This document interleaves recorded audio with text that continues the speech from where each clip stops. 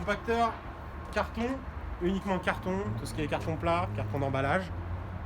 On a un enlèvement par semaine du compacteur carton, DAOM, déchets d'ordures ménagères. Donc tout ce qui ne va pas aller dans les autres filières vont potentiellement aller dedans. C'est un petit peu comme à la maison concrètement, donc ça va être des déchets qui sont non infectieux. Tout ce qui est papier, papier broyé, papier confidentiel, papier en mélange, papier de bureau. Donc tout ce qui est passé en destructeur de papier.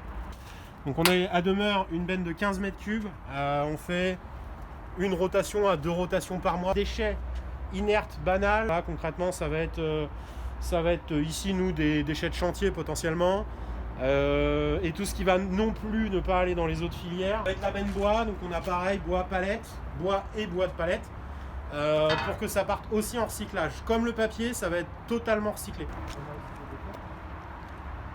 Et donc ce que je disais tout à l'heure, il y a la possibilité en fait de réinjecter certains déchets chimiques dans les filières de cimenterie notamment, donc pour refaire du ciment industriel notamment, ciment projeté ou des choses comme ça.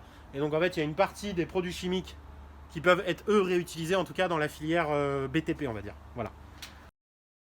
On va avoir la benne déchets verts, végétaux, où là c'est pareil, en fait ça va partir pour faire du broyage ou du compostage au niveau des prestataires. Certaines choses peut-être vont être justement réutilisées dans les filières agricoles ou des choses comme ça. On va rebondir du coup après sur des filières qui vont être complètement gratuites.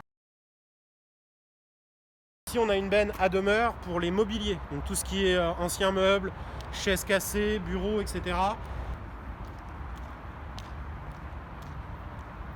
Tout ce qui est matériel des 3E, informatique, électrique, électronique.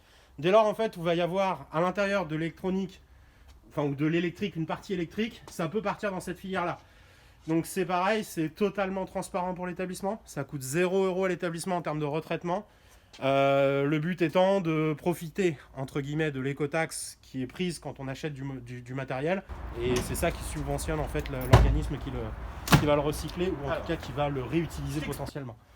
On a le lamping également et les néons, donc deux types de bacs aussi différents. Pareil, éco-organisme, écotaxe, prélevé à la source directement lors de l'achat. Avec lesquels on travaille, il y a Dielix qui est une filiale de Suez qui récupère les huiles de friture de l'établissement. Il y a aussi une chose, les cartouches d'encre qui sont ramenées au niveau du magasin. On bosse pareil avec un éco-organisme qui s'appelle Conibi. Donc pour les piles, c'était complètement gratuit. Les piles, avec 2 collecteurs de piles, un à l'accueil principal de l'hôpital, un au niveau du self.